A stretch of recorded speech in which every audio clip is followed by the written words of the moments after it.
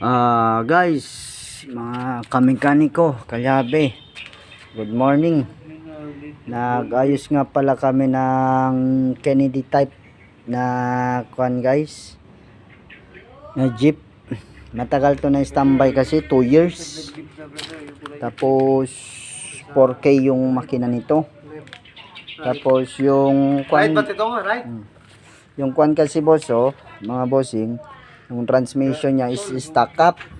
So ngayon, yung ginawa namin dito, binuksan namin yung mga kuan niya dito guys, yung mga ball bearing niya sa taas.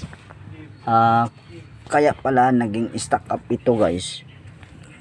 Kaya naging stock up yung transmission niya, stock up kanina kasi yung kuan pala niya, yung mga ball bearing is kinalawang na. Ito dito banda guys. So ginawa namin, inugot namin yung cover niya guys, tinanggal namin. Tapos na-find out namin din dito guys, bali din pala yung spring niya dito. May return spring kasi yan dito guys, spring niya sa loob. So ito guys, naging 4 na piraso siya. Ito siya nung una, ganito siya. Dito to naka-install dito sa taas sa transmission. Nung hinugot namin, so yung banda dito guys is bali. So ito yung nangyari. Ito, naging 4 na piraso siya. So ngayon, hinugasan namin to ng diesel. Nilagyan namin, drain namin yung oil guys, tapos nilagyan namin ng diesel para din yung kalawang niya. Kasi kinalawang na kasi to guys.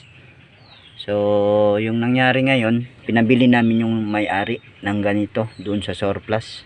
Lapit naman dito guys sa surplus. So pinabili namin siya ng 2 liters na gear oil 90 at saka spring na ganito. So andun na siya guys. So ngayon, gumagalaw-galaw naman siya guys. Ito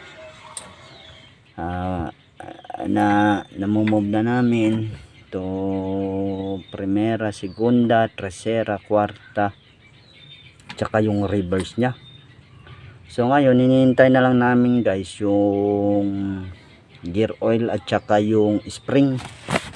Tsaka pala guys, meron pa, ito pa yung makina nya kasi hindi umakyat yung fuel.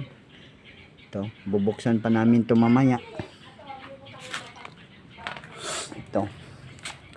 Ito nga pala yung partner ko guys, si Bro Richard, ang napaka-pogi kong bilas. Ito, Hollister, yung t-shirt niya, Hollister. Bye bye guys, thank you.